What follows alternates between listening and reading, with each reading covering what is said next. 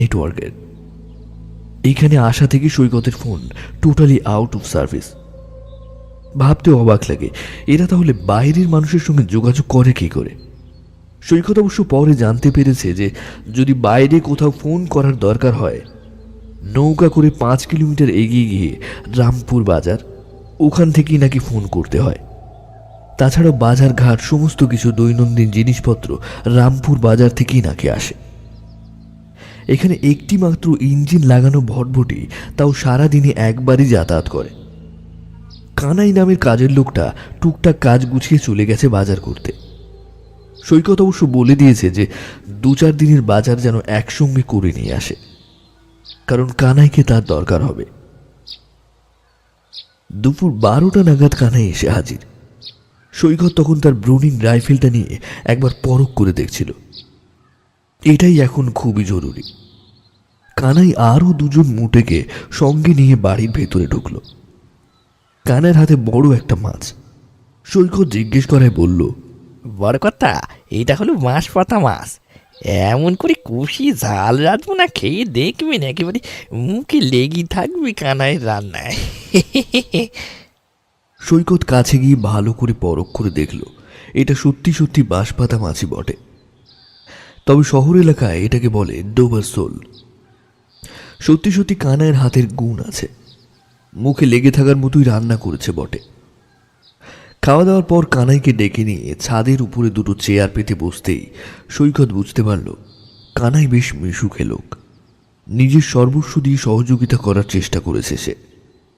রাইফেলটা পরিষ্কার করতে করতে সৈকত কানাইকে জিজ্ঞেস করল, আচ্ছা কানাই, এই পুরো জায়গাটা লোহার তার দিয়ে ঘেরা, তার কারণ কি? এখানে কি মাঝে মাঝে বাঘ চলে আসে, নাকি এই জঙ্গলে বাঘ থাকে? কানাই খ্যাঁক খ্যাঁক করে খানিকটা হেসে বলল, না না বড় কথা, আমাদের এই জঙ্গলে কোনো বাঘ নেই। তবে ওই যে দেখছেন চিংড়ি খালি জঙ্গল, ওখান থেকে বাঘিনীরা শীতকালে মাঝে মাঝে এপারে চলে আসে।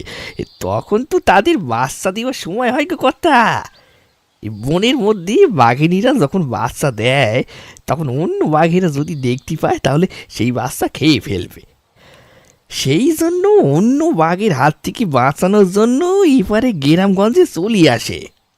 বাঘিনীরা কিন্তু বাঘের চাইতেও হিংস্র হয় কথা।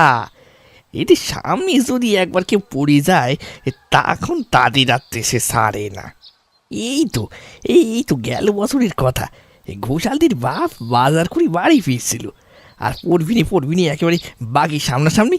উফ, বড় কথা, ঘোষালের বাপরে খেয়ে জঙ্গলে মেরে রেখে গিয়েছিল। সৈকতের এবার চট করে একটা কথা মাথায় খেলে গেল। বলল, কানাই, তুমি নিশ্চয়ই জানো যে আমি এখানে কেন এসেছি। তোমাদের এখানে এমন কিছু ঘটনা ঘটছে বিগত কয়েক মাস ধরে, যেটার তদন্তের জন্য আমি এখানে এসেছি।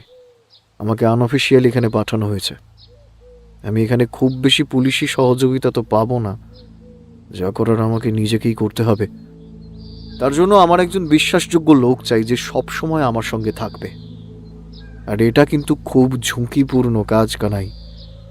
আমি তাই আগে থেকেই তোমায় বলে দিচ্ছি, তোমার কিন্তু প্রাণ সংশয় হতে পারে। তোমার যদি কোনো সমস্যা থাকে তবে তুমি অন্য কাউকে পাঠাতেই পারো। কানাই কিছুক্ষণ চুপ করে থেকে বলল, কি যে বলিন বড় কথা, বাপ মারে যখন হারাই তখন আমার বয়স ওই 8-9 হবে। বাপ মা মাছ ধরে সংসার চালাতো, বাঘ এসে বাপরে টেনে নিল, আর বাপরে বাঁচাতে গিয়ে মাটাও গেল। 8-9 বছর বয়সে খিদের জ্বালায় এদিক ওদিকে কান্না করে বেড়াতাম। একদিন এই অফিসের এক বড়বাবুর দয়াতে কাজেই নিযুক্ত হলাম। সেই থেকে এখানেই আসি। কত লোক এলো গেল, তাই জঙ্গল আর জঙ্গলের এই বড়বাবুদের সঙ্গে মা বাপের একটা সম্পর্ক তৈরি হয়ে গেছে বড় কথা। এই জঙ্গলের পশু পাখি সব আমার আপনজন বড় কথা, সব আমার আপনজন। এই প্রাণীর মায়া করি না।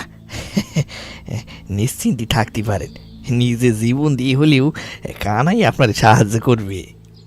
কানাইয়ের মুখের এই কথা শোনার পর সৈকত আর কিছু বলল না, শুধু বলল,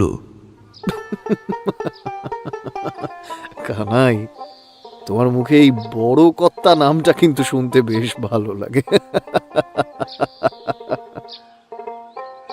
মুচকি হাসি